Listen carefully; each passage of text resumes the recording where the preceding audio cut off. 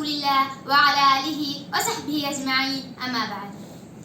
ആദരണീയരായ എൻ്റെ ഗുരുനാഥന്മാരെ, എൻ്റെ പ്രിയപ്പെട്ട കൂട്ടുകാരെ, അസ്സലാമു അലൈക്കും വറഹ്മത്തുള്ളാഹി. മനുഷ്യരായ നാം ഈ സുന്ദരമായ ഭൂമിയിൽ ജീവിക്കുമ്പോൾ ഒട്ടനവധി കടമകളും കടപ്പാടുകളും നിർവഹിക്കേണ്ടതുണ്ട്. അതിൽ ഏറ്റവും മഹത്തായ ഒന്നാണ് മാതാപിതാക്കളോടുള്ള കടമ.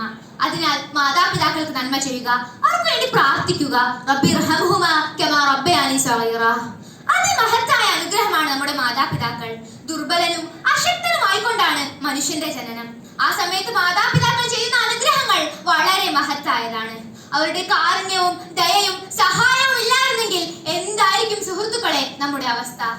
അഴുക്കുചാലിലോ അമ്മ തൊട്ടിലോ കുറ്റിക്കാട്ടിലോ അവർ നമ്മെ ഉപേക്ഷിച്ചില്ല. വിഷപ്പടക്കാൻ മറ്റുള്ളവർക്ക് മുമ്പിൽ കൈനീട്ടുന്ന ദുരവസ്ഥ ഉണ്ടാക്കിയില്ല.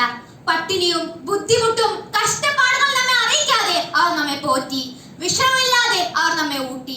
നമ്മുടെ സുഖത്തിന് വേണ്ടി പരിശ്രമിച്ചു. ഊണിലും ഉറക്കത്തിലും നമ്മെ സംരക്ഷിച്ചു. വിശ്രമമില്ലാതെ നമ്മെ പരിചരിച്ചു. ത്യജിച്ചും ക്ഷമിച്ചും സഹിച്ചും നമുക്ക് വേണ്ടി നിലകൊണ്ടവർ. മക്കളുടെ ക്ഷേമായിശ്വരങ്ങൾക്ക് വേണ്ടി അവർ അള്ളാഹുവിനോട് മനം നൊന്ത് പ്രാർത്ഥിച്ചു. ഇവരോട് നമുക്ക് ചില കടമകളും കടപ്പാടുകളും ഉണ്ട്. ഇവയെക്കുറിച്ച് ഇസ്ലാമിക അധ്യാപനങ്ങൾ വ്യക്തമാക്കുന്നത് നോക്കൂ. സൂറത്തുൻ നിസായിൽ ഇങ്ങനെ കാണാം: വഅബ്ദുല്ലാഹ വലാ തുശ്രികൂ ബിഹി ശൈഅൻ വബിൽവാലിദൈനി ഇഹ്സാനാ.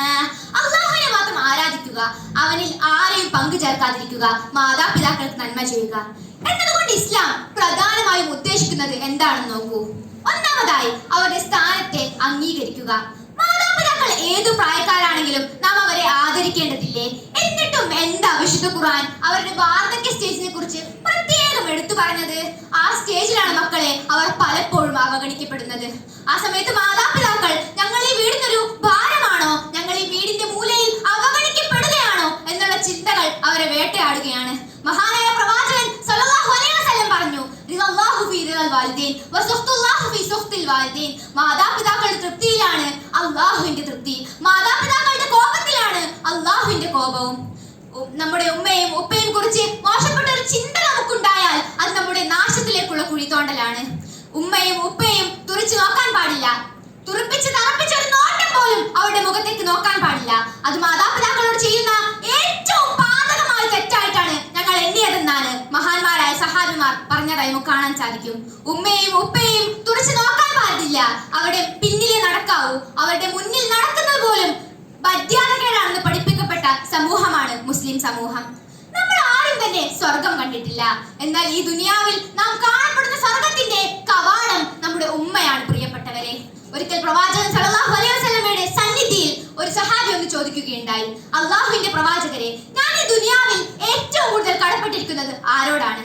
പ്രവാചകൻ സല്ലല്ലാഹു അലൈഹി വസല്ലം പറഞ്ഞു: ഉമ്മുക, നിന്റെ ഉമ്മയോട്.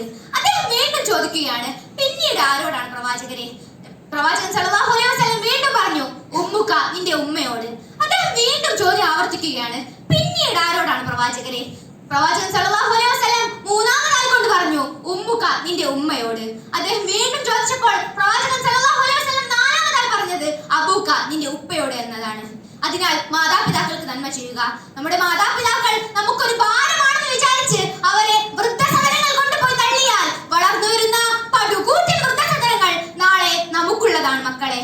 അതിനാൽ മാതാപിതാക്കളുടെ തൃപ്തി കരസ്ഥമാക്കുന്ന നല്ല മക്കളിൽ അള്ളാഹു നമ്മെ ഉൾപ്പെടുത്തി അനുഗ്രഹിക്കുമാറാകട്ടെ. വാഹിർ ദഅവാന അനിൽ ഹംദുലില്ലാഹി റബ്ബിൽ ആലമീൻ. അസ്സലാമു അലൈക്കും വറഹ്മത്തുള്ളാഹി വബറകാതുഹു.